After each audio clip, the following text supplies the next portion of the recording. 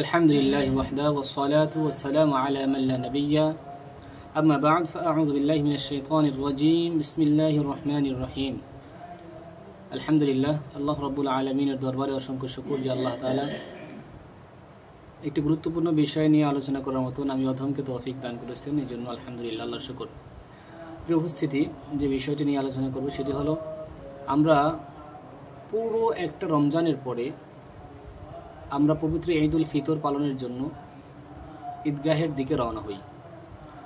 তো এখানে ধনী গরিব ছোট বড়, রোজাদার বেরোজদার, এই পুরো রমজান মাসে যারা তারাবি রোজা আদায় করেন তারাও, এবং স্বাভাবিক বুজুর্গ মানুষ, ভালো মানুষ, খারাপ মানুষ, সুদখোর ঘুষখোর যারা আছে, এক কথায় সকল ধরনের মানুষ ঈদগাহে গিয়ে উপস্থিত হয়।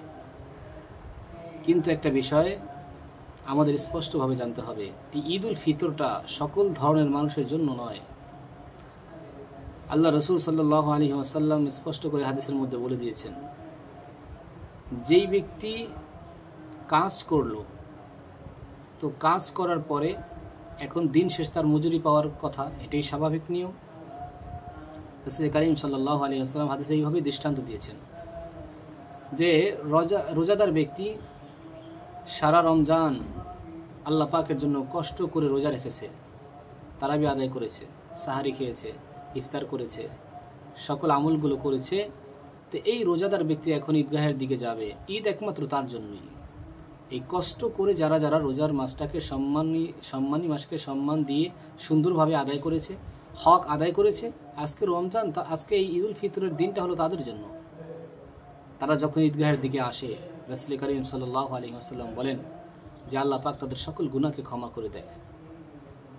এই জন্য আমাদের একটা বিষয় খুব মাথায় রাখতে হবে, ঈদুল ফিতরের ভিতরে অনেক দেখা যায় প্রথম কাতারের জায়নামাজটা, প্রথম কাতারে গিয়ে জায়নামাজ বিছিয়ে পুরা সুন্দর সুতি কাপড় পরিধান করে, উন্নত মানের কাপড় পরিধান করে তারপরে সামনের কাতার দখল করে কিছু মানুষ, অথচ রমজান মাসের রোজাই সে রাখে নেয়, রমজান মাসের হক আদায় করে নেয়।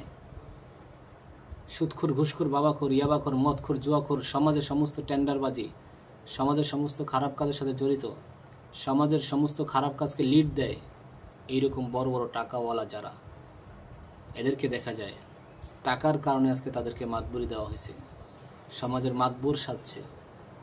অপেক্ষা করো সেই দিনের জন্য, যেই দিন এক আল্লাহ ব্যতীত আর কেউ তোমাকে সহযোগিতা করার মতো থাকবে না।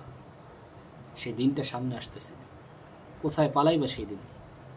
দুনিয়ায় আজকে সব কিছু করা যায়, টাকার জোরে সব করা যায়, ওই দিন কিচ্ছু করতে পারবে না। সেদিন সে কাঁদবে আর বলবে, মা আগনা আন্নি মালিয়া হালাকা আন্নি সুলতানিয়া। সে কাঁদবে আর বলবে, হায় আমার আজকে ধন সম্পদ টাকা পয়সা যেগুলো ছিল, এত কোটি কোটি টাকা আমার ব্যাংক ব্যালেন্সে ছিল, মা আগনা আন্নি মালিয়া, সেই মালে তো আমার আজকে কোনো কাজে লাগতেছে না। হালাকা আন্নি সুলতানিয়া, আমি বাদশা ছিলাম দুনিয়া, আমার বাদশাহী তো খতম হয়ে গেছে, আমার বাদশাহী তো আজকে কোনো কাজে আসতেছে না। এরকম কাঁদবে আর বলবে, কোনো ফায়দা নাই। জাহান্নাম থেকে জাহান্নামীরা পর্যন্ত ভয়ে চিৎকারে কাঁদবে আর বলবে, রব্বানা আবসরনা ওয়া সামি'না ফারজি'না না'মাল সালিহান ইন্না মুকিনুন। রব্বানা, আয় আমাদের প্রভু, আবসরনা, আজকে আমরা স্বচক্ষে জাহান্নামের আগুনকে দেখলাম। জাহান্নামের আগুন যত কঠিন হবে ওলামা ইকরাম দুনিয়াতে বয়ানে বলছে, কিন্তু এখন চোখে দেখলাম। আবসরনা, আমরা চোখে দেখেছি, এতটা ভয়াবহ আগে বুঝি নেই, তাইলে আমরা দুনিয়ায় ভালো হয়ে যেতাম। ওয়া সামি'না, এবং জাহান্নামের আযাবের সাউন্ড যেটা আছে, আজকে কানে শুনতেছি, এত ভয়ঙ্কর সাউন্ড, আল্লাহ সহ্য করতে পারবো না। ফারজি'না না'মাল সালিহা, আল্লাহ আমরা আবার দুনিয়ায় ফিরে যেতে চাই। কিসের জন্য? নেক আমল করার জন্য। কি বলেন? দ্বিতীয়বার সুযোগ দেওয়া হবে আপনাকে, আমাকে। আমি ইমাম সাহেব, আমি বড় আলেম, মুফতি সাহেব, আমাকে মানুষ সম্মান করে, এই জন্য আমাকে আরেকবার দ্বিতীয়বার সুযোগ দেওয়া হবে না। আমি যদি গুনাহগার হয়ে থাকি, তাহলে আল্লাহ পাক হাসরের ময়দানে গুনাহগারদেরকে সম্পূর্ণ ইমানদার ব্যক্তিদের থেকে আলাদা করে দিবে। আল্লাহ পাক পাপিষ্ঠদেরকে সম্পূর্ণ আলাদা করে দিবে, জান্নাতি যারা তাদেরকে আলাদা করে দিবে। তারপর বলবে, যাও ফারিকুন ফিল জান্নাহ ওয়া ফারিকুন ফিস সাঈর। জান্নাতি যারা তারা জান্নাতে চলে যাও, জাহান্নামী যারা তারা জাহান্নামে চলে যাও। এই জন্য মেরে ভাই, রমজান মাস যারা পেয়েছেন শুকরিয়া আদায় করেন, সুন্দরভাবে রোজাগুলো আদায় করেন। যারা ঈদুল ফিতর সুন্দরভাবে আদায় করতে আসবেন, তাদেরকে আমি বলবো, যারা রমজানের রোজা ঠিকমতো আদায় করেন না তারা সমস্ত মাতবরি ছাইরা দেন। এরকম আর মাতবরি করেন না, দুনিয়ায় ঘাড় ফুলে আর চলেন না। আল্লাহকে ভয় করেন, আল্লাহকে ভয় করে তওবা করেন, এবং পিছনে যে রোজা কাজা করেছেন, ছেড়ে দিয়েছেন, ভেঙে দিয়েছেন, রাখেন নাই, যত ইবাদত ছেড়ে দিয়েছেন, নামাজ, রোজা, হজ, যাকাত ইত্যাদি ইত্যাদি, সমস্ত কিছুকে আবার তওবা করে আল্লাহর কাছে ফিরে এসে আবার সব সুন্দরভাবে আদায় করার শুরু করে দেন। আল্লাহ পাক বান্দাকে চায়, বান্দা যদি ফিরে আসে আল্লাহ তাকে ক্ষমা করে দেয়। আল্লাহ পাক বলে, কুল ইয়া ইবাদিয়াল্লাযীনা আসরাফু আলা আনফুসিহিম লা তাকনাতু মির রাহমাতিল্লাহ। হে নবী, আপনি আমার ওই বান্দা বান্দীদেরকে জানিয়ে দেন যারা গুনাহ করতে করতে নিজেদের নফসের উপর জুলুম করে ফেলেছে, এখন মনে হয় যে আমাকে মনে হয় আল্লাহর মাফ করবে না, না তাদের কি আপনি বলেন লা তাকনাতু মির রাহমাতিল্লাহ, তারা যেন আমি রবের রহমত থেকে নিরাশ না হয়। কারণ ইন্নাল্লাহা ইয়াগফিরুয যুনুবা জামিআ ইন্নাহু হুয়াল গফুরুর রহিম। আমি রব, এরকম একজন রব যে বান্দার গুনাহ মাফ করা যখন শুরু করি সকল গুনাহকে ক্ষমা করে দিই। সুবহানাল্লাহ।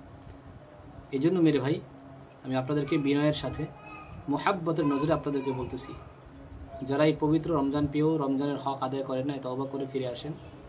আল্লাহ পাক আপনাদের সকলকেও ক্ষমা করুন, আমাকেও ক্ষমা করুন।